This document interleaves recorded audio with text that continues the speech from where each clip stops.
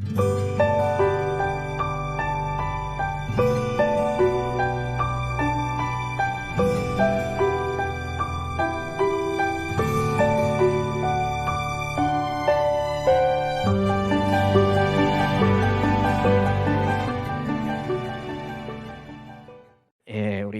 금요기도에 나오신 성도님들 주님의 이름으로 환영합니다. 우리 한번 바라보시면서 우리 오늘 이렇게 인사하시지요. 하나님이 당신을 사랑하십니다. 뭐 많지 않기 때문에 서로 다 인사하실 수가 있어요. 말씀 함께 보시겠습니다. 오늘 함께 보실 말씀 이사야서 49장 14절에서 17절 말씀입니다. 제가 가진 성경으로는 1029페이지에 있습니다. 이사야서 49장 14절에서 17절 말씀. 네 절 말씀 찾으신 줄로 알고 저 한 목소리로 우리 함께 14절에서 17절 합독하시겠습니다. 시작. 오직 시온이 이르기를 여호와께서 나를 버리시며 주께서 나를 잊으셨다 하였거니와 여인이 어찌 그 젖먹는 자식을 잊겠으며 자기 태에서 난 아들을 긍휼히 여기지 않겠느냐. 그들은 혹시 잊을지라도 나는 너를 잊지 아니할 것이라. 내가 너를 내 손바닥에 새겼고 너의 성벽이 항상 내 앞에 있나니 내 자녀들은 빨리 걸으며 너를 헐며 너를 황폐하게 하던 자들은 너를 떠나가리라. 아멘. 할렐루야. 바둑 명인 중에 조치훈이라는 분이 계세요. 혹시 이름을 아시는지를 모르겠습니다. 이분은 어릴 적에 일본으로 가셔서 일본 바둑계에서 전설이 되신 분이에요. 그만큼 이 바둑을 잘 두는 것으로 알려지신 분입니다. 그분이 1986년에 일본의 기성전이라는 그 타이틀이 있어요. 일본의 3대 타이틀 중에 하나인데 그 결승전을 준비하던 중에 큰 교통사고를 당하게 됩니다. 그 정도가 너무 심해가지고 당연히 사람들은 이 결승전을 기권패할 것이다 그렇게 예상을 했습니다. 그런데 예상과는 다르게 이 조치훈 기사가 그 당일날 결승전 당일날 되니까 이 대국을 포기하지 않고 휠체어를 타고 이 대국에 나와서 바둑을 끝까지 둔 그런 일화가 있습니다. 그때 한 기자가 이 조치훈 기사에게 이런 인터뷰를 했다고 합니다. 아니 그래봤자 이게 한낱 바둑인데 뭘 이렇게까지 치열하게 목숨을 걸고 두십니까? 이렇게 얘기를 했더니 그에 대한 대답으로 조치훈 기사가 남긴 유명한 어록이 있었습니다.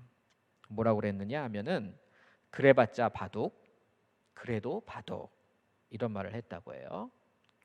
바둑 한 판 이기고 지는 거 세상에는 아무런 영양 하나 없는 그냥 그래봤자 돌 놓는 게임 맞지요. 그런데 이 돌 놓는 게임 한 판이 저에게 있어서만큼은 내 모든 인생이 투자되었고 내 모든 시간이 투자되어 있는 나의 전부 그래도 바둑입니다. 이와 같이 대답을 했다고 합니다.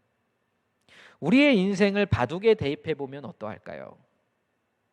내 개인의 인생도 이 세상에 흘러가는 거대한 물결에 비하면은 그래봤자 일개 개인의 인생일 뿐일 것입니다. 이 세상 대세에 대하여서 어쩌면 돌멩이 하나만큼의 영향력도 가지지 못하는 그런 인생일 수도 있을 거예요. 그렇지만 적어도 내 부모님, 내 형제들, 내 자녀 그런 피부치들에게만큼은 우리 중 누구도 의미 없는 인생이다 말할 수가 없을 것입니다.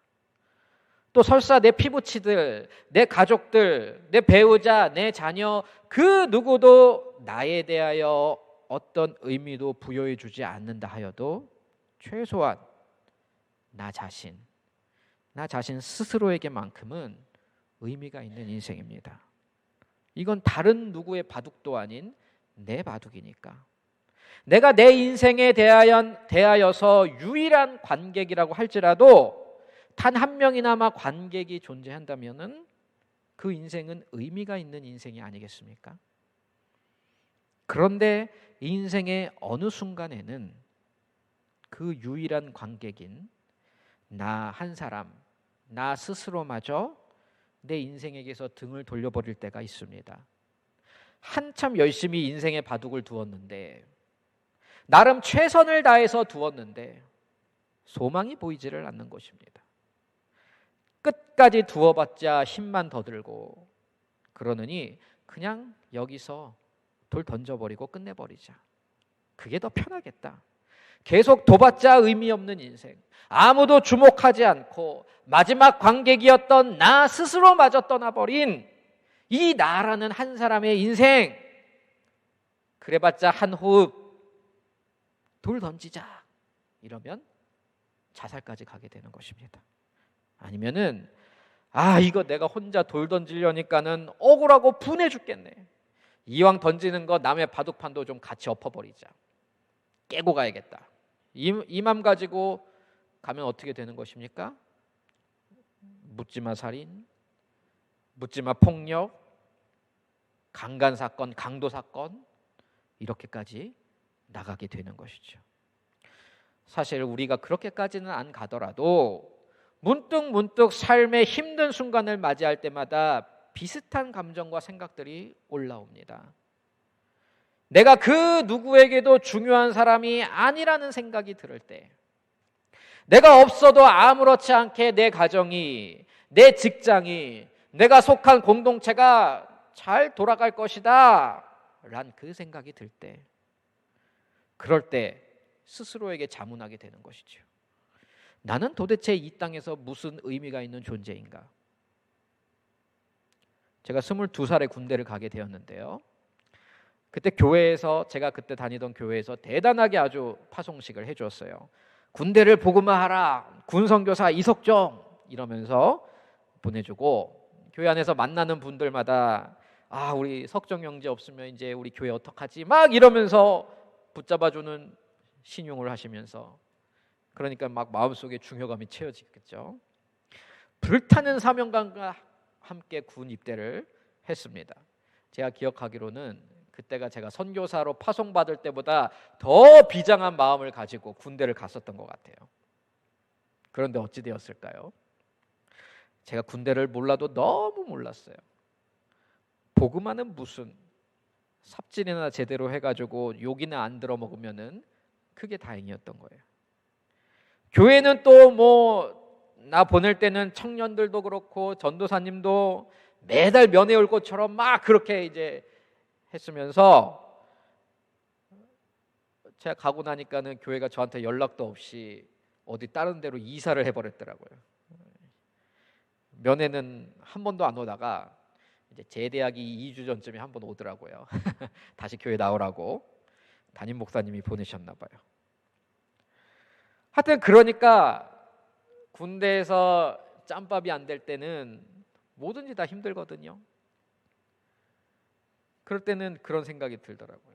도대체 나는 이 세상에서 무슨 의미가 있을까? 삽질도 못하는데, 여자친구도 고무신 거꾸로 신고.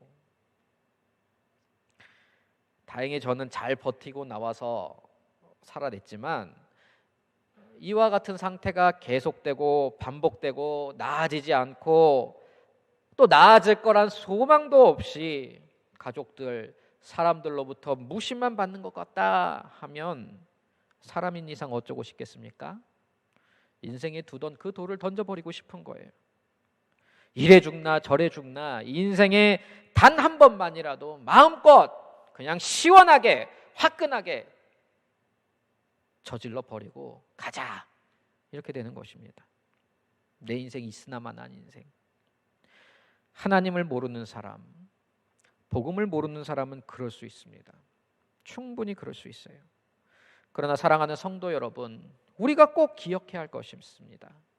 내 친구들, 내 가족들, 내 부모님, 내 아내, 남편, 마지막으로는 내 스스로도 다 포기해버린 그 사람, 그런 인생들, 그렇지만 그런 이들마저 절대로 포기하지 않으시는 한 분이 계시다는 거예요.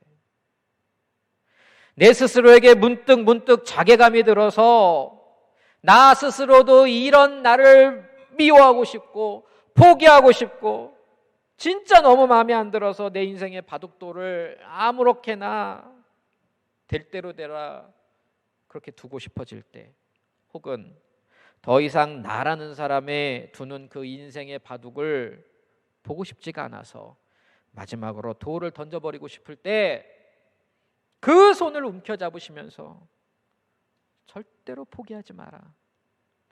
누구도 네 인생을 주목하지 않는다 하여도, 심지어 네 스스로가 너의 인생을 부정한다 할지라도 나에게 있어서 너는 그 어떤 누구보다도 의미가 있는 존재다 외쳐주시는 그 한 분이 있기 때문입니다.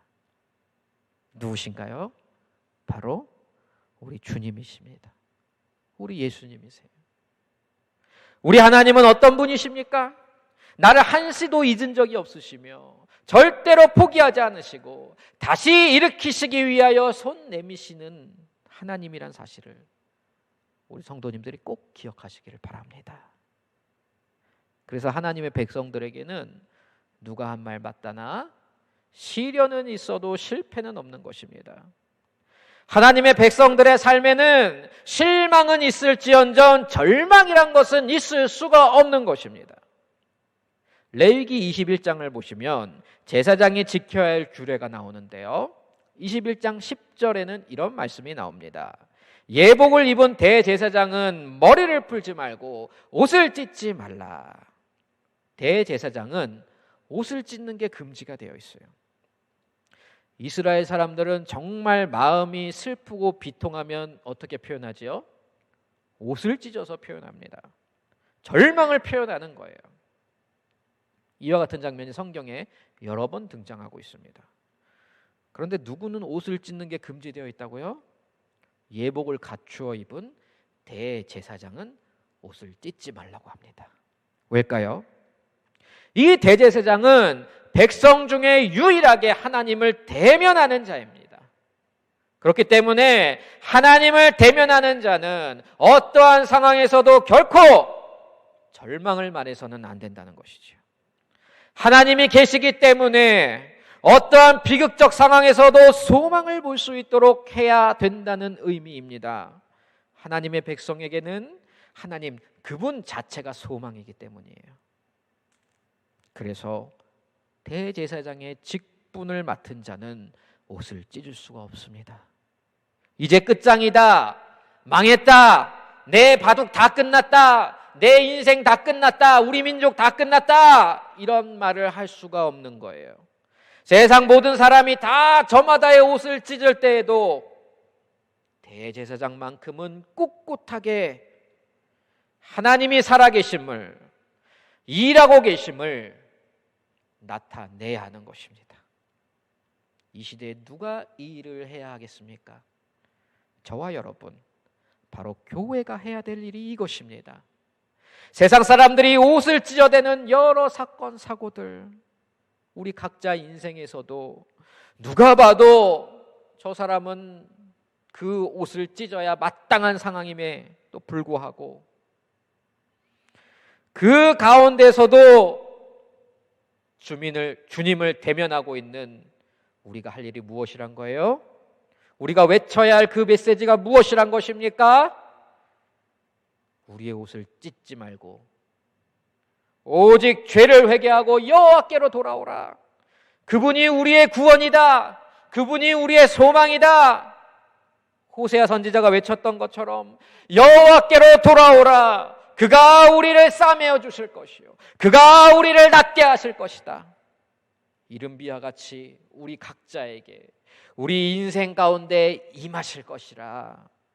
이것을 우리는 우리 스스로에게 또 이 세상 한가운데서 외쳐야 하는 것입니다. 오늘 우리가 함께 읽은 본문 이사야 49장은 그 배경이 바벨론 포로 상황입니다. 이스라엘 백성들이 하나님께 불순종해서 다 바벨론의 포로로 잡혀가 있는 그 상황에서 선포된 말씀이에요. 이사야서는 40장부터 66장까지가 그 배경을 가지고 있습니다. 이 상황에서 이사야가 지금 무엇을 말하고 있습니까?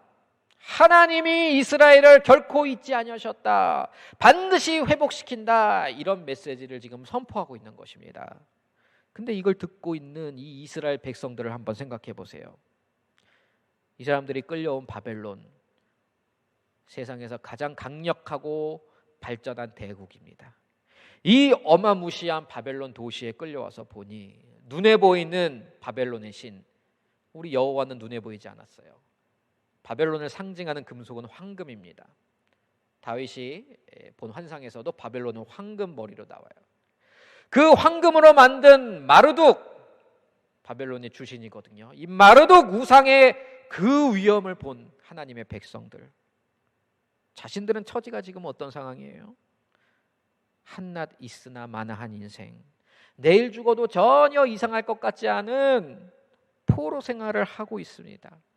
이런 사람들 귀에 이 말씀이 잘 믿어졌겠을까요? 아니, 여호와 하나님이 마르둑보다 힘이 세면, 그만한 능력이 되면 왜 우리가 지금 이 모양 이 꼴이 되었겠어? 여기 엄청난 바벨론을 좀 봐봐. 이 마르둑의 신상을 좀 봐봐. 우리 예루살렘은 다 폐허가 되었고, 우리의 성전은 다 무너져 내렸고, 우리 백성들과 고관들과 귀족들은 다 포로로 끌려와 있는 이 마당에 무슨 희망이고 소망이고 눈에 보이는 회복의 기미가 있을 수가 있겠는가? 포기하지 그냥. 구조작업을 할 때 골든타임이란 단어를 우리가 듣습니다. 골든타임, 무슨 말입니까? 회복이 가능하고 수습이 가능한 그런 시간대를 말하는 것이에요. 그 시간이 지나가 버리면은 복구가 너무나 힘든, 거의 불가능한 상황이 되어버리는 것입니다. 절망과 같은 상황이 찾아옵니다. 0.1%의 가능성도 없다는 것이에요.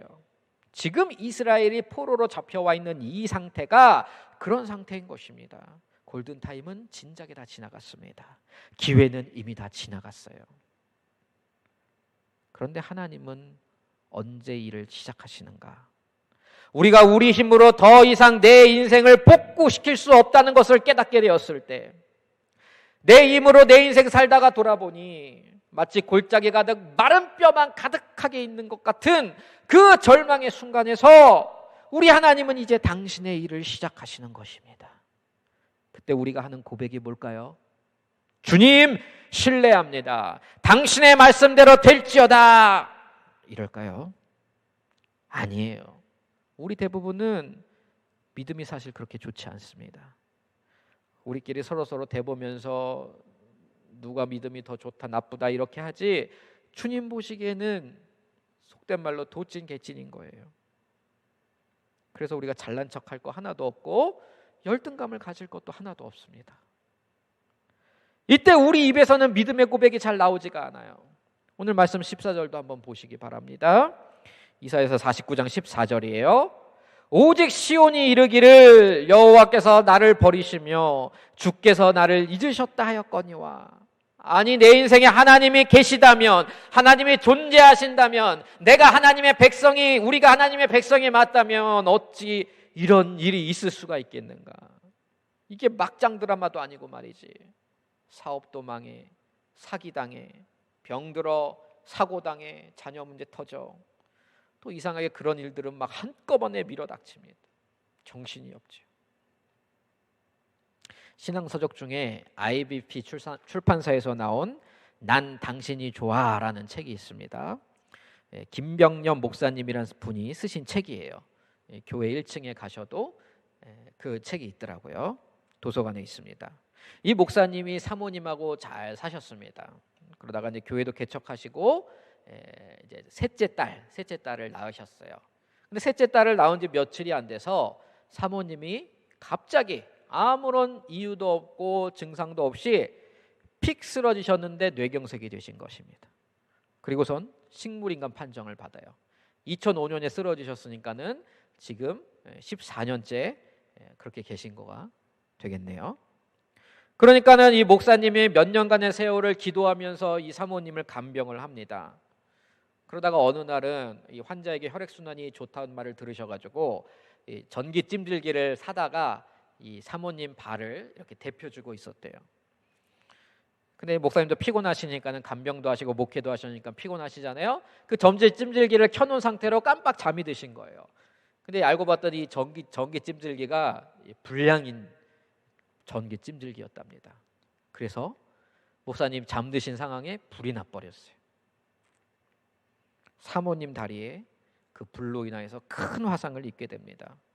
사모님은 고통스러웠겠죠. 식물인간이라도 다 느끼니까. 근데 이 사모님이 뭐 소리를 낼 수가 없으니까는 아무런 소리도 못 내시고 손끝 하나 발끝 하나 까딱하실 수가 없는 거예요. 그래서 결국엔 어떻게 되느냐, 다리를 절단해야 된다는 그런 판정을 받습니다. 그 목사님이 얼마나 큰 자책감에 시달리게 되셨을까요? 의사가 불러서 들어갔더니 의사가 뭘 많이 이렇게 설명을 해주는데 아무것도 못 알아듣겠더래요. 그리고 마지막에 뭐라고 하시냐, 보호자분 여기에 사인하세요 라고 하는 그 서류를 내미는데, 그 서류 봤더니 다리 절단 수술 동의서. 그래서 그 목사님이 동의서를 받아드시고 병원 그 컴컴한 복도에 나와가지고 벽을 그냥 맨손으로 맨주먹으로 펑펑 치면서 하나님께 외쳐댔다고 합니다. 하나님, 당신이 우리의 보호자라면서요. 당신이 우리 인생 책임진다고 했잖아요.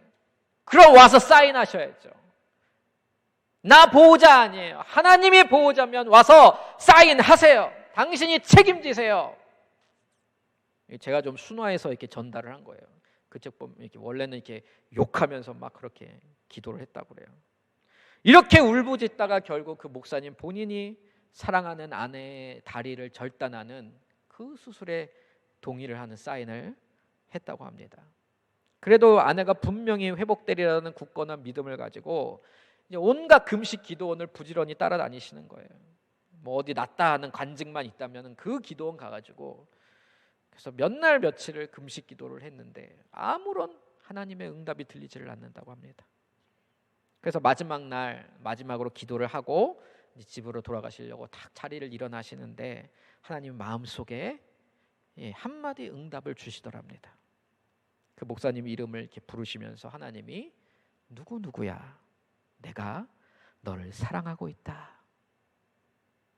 그 목사님이 말씀하시기를, 아니 하나님, 누가 그 응답 받자고 기도한 줄 아세요? 하나님, 저 사랑하시는 거 내가 알아요. 근데 그게 아니라 응답 그거 틀렸어요. 병 낫게 해달라고요. 병 고쳐달라는데 무슨 사랑이에요. 결국에는 그 책을 끝까지 보면은 특별히 기도 응답돼서 아내가 기적적으로 깨어났다 이런 내용이 있을 것 같았었는데 그런 얘기는 없었어요. 대신 그 고통 가운데서 내가 지금까지 믿음이라고 생각됐던 그 거품들이 다 걷어지고 나니까는 그제서야 겨우겨우 남아있는 겨자씨만한 보잘것없는 믿음, 그것 가지고 사랑의 하나님을 만났던 그 기적의 이야기들을 찬찬히 써놓으셨더라고요. 우리는 오늘 본문에서도 이와 동일한 하나님의 응답을 만나게 됩니다. 고통과 환난 속에서, 지금 이 처지 속에서 어떨 때는 믿음도 없어지고 소망도 없어지고 기도조차 나오지 않을 때가 있습니다. 주님 계시기나 하세요. 됐습니다. 이제 바라는 거 없어요. 다 끝났어요. 그러면 그분의 대답이 무엇입니까? 15절, 여인이 어찌 그 젖먹는 자식을 잊겠으며 자기 태에서 난 아들을 긍휼히 여기지 않겠느냐. 그들은 혹시 잊을지라도 나는 너를 잊지 아니할 것이라. 16절, 내가 너를 내 손바닥에 새겼고 너의 성벽이 항상 내 앞에 있나니. 하나님은 우리를 절대로 잊지 아니하시고 우리의 고통, 문제들, 어려움 다 이해하시면서 그 고통 가운데 함께 거하시는 하나님이십니다. 우리 인생 그래봤자 한판 바둑과 같이 그 누구도 기억해 주지 않는 이런 인생일 텐데, 이 다 알 수도 없이 광활한 그 우주 전체에서 지켜보자면 그 우주에 비하면 한낱 작은 먼지마도 못한 존재가 우리 아니겠습니까? 바둑이 다 끝나버리면 누가 와서 그냥 그 판 한 번 손으로 쓱 쓸어버리면은 그냥 그렇게 정리가 돼버리는 그런 것처럼 우리도 이 땅에서 그렇게 끝나버릴 보잘것없는 인생, 그 인생도 실수연발, 복구불능, 자충수로 가득한 그런 저와 여러분의 인생 한판입니다. 그래도 내 나름대로는 정말 심혈을 기울여 한 수 한 수 그 인생의 바둑돌들을 놓았어요. 어쩌면 그 한 수 한 수를 우리 스스로도 잊어버렸을지 모르지만 그 모든 인생의 선택들, 고민들, 씨름들, 기도들에 대하여 우리 주님이 말씀하시는 겁니다. 16절처럼 내가 그것들을 손바닥에 다 새겨놓고 알고 있다. 내가 기억하고 있다. 이 우주 한가운데 너 하나를 잊지 아니하고 네 인생을 다 기억하고 있고 내가 너를 붙잡고 있단다. 그러므로 너에게 절망은 하지 마라. 어떠한 인생도 끝난 바둑판이 결코 아니다. 절대로 돌 던지지 마라. 절대로 포기하지 말아라. 오늘 우리가 보고 있는 이 이사야 49장은 소망의 말씀이거든요. 그래서 권면드립니다. 힘이 들 때는 이 이사야 49장을 펴서 보시길 바랍니다. 한 절 한 절을 꼭꼭 씹어 삼키듯 보시기 바랍니다. 그러면 우리 각자를 향한 하나님의 소망 메시지를 분명하게 듣게 되실 줄로 믿습니다. 이 속에는 하나님이 우리 인생을 궁극적으로 어디로 이끌어 가시는지를 보여주는 비전이 들어있어요. 내 인생의 종착지가 어떠한지를 알면 지금의 힘듦, 고난, 고통 버텨낼 수가 있는 거지요. 다시 일어날 수가 있는 것입니다. 왜지요? 이대로가 끝이 아니란 것을 알고 있기 때문이에요. 24절도 한번 보세요. 용사가 빼앗은 것을 어떻게 도로 빼앗으며 승리자에게 사로잡힌 것을 어떻게 건져낼 수 있으랴? 불가능하다는 것이지요. 상식적으로 안 된다 이 말입니다. 그러나 바로 이어지는 25절 하나님이 무엇라 선포하고 계십니까? 여호와가 이같이 말하노라. 용사의 포로도 빼앗을 것이며 두려운 자의 빼앗은 것도 건져낼 것이니 이는 내가 너를 대적하는 자를 대적하고 내 자녀를 내가 구원할 것임이라. 불가능을 가능으로 바꾸어 놓으시겠다는 것입니다. 상식 밖의 일을 행하시겠다는 것이에요. 26절의 끝부분, 이사야서 49장 전체를 마무리하는 구절이지요. 모든 육체가 나 여호와는 너의 구원자요 내 구속자요 야곱의 전능자인 줄 알리라. 할렐루야. 오늘 말씀 다른 사람은 뭐 믿든지 안 믿든지 저와 여러분은 믿음으로 누리시기를 바랍니다. 인생을 살아가는 힘은 말씀으로부터 나오는 것이 부디 말씀으로 사시기를 바랍니다. 인생이 힘들어 죽겠다는 말이 절로 나온다. 그럴 때는 말씀을 보고 기도할 때입니다. 우린 세상 사람이 아니잖아요. 다른 데 기웃거릴 필요가 없죠. 그리스도에 있는 말씀과 기도로 돌아와서 새 힘을 얻는 사람들인 것이에요. 저 여러분 각자의 인생 그래봤자 역사 속의 들풀처럼 왔다 가버리는 그런 인생이지만 그럼에도 이 인생은 나에게 전부인 인생입니다. 더 나아가 우리 주님께서 손바닥에 새기시고 바라보시고 계시는 인생입니다. 그리고 더 나아가 하나님의 아들 독생자 예수 그리스도가 나 하나를 위해 대신 죽어주신 그런 값비싼 인생입니다. 내가 잠들어 있을 때에도 그때도 졸지도 아니하시며 주무시지도 아니하시는 전능자가 지켜보시는 인생입니다. 인생의 골짜기에 마른 뼈만 가득 차 있어서 야 이건 끝났다. 끝장났다. 못 고쳐. 갖다 버리고 새로 사는 게 나아. 결코 이렇게 결론 내지 아니하시는 전능자 여호와가 다시 일으켜 세우신 인생. 비록 세상 역사에는 잔물결 하나 일으키지 못할지라도 그 영원한 구원 역사 속에 있는 큰 파도를 일으키게 될 저와 여러분의 인생인 것입니다. 그래서 그리스도인의 삶은 그 삶이 어떠하든지 어떤 처지에 있든지 여전히 의미가 있고 여전히 소망이 있는 삶인 것입니다. 오늘 말씀의 시작을 바둑으로 했기 때문에 마무리도 바둑 얘기로 하겠습니다. 바둑은 참 오묘한 것이 있는 것 같아요. 어떨 때는 그 판 전체를 한 수의 바둑돌이 바꾸어 버리기도 합니다. 그것을 바둑에서는 뭐라고 하느냐? 요석이라고 불러요.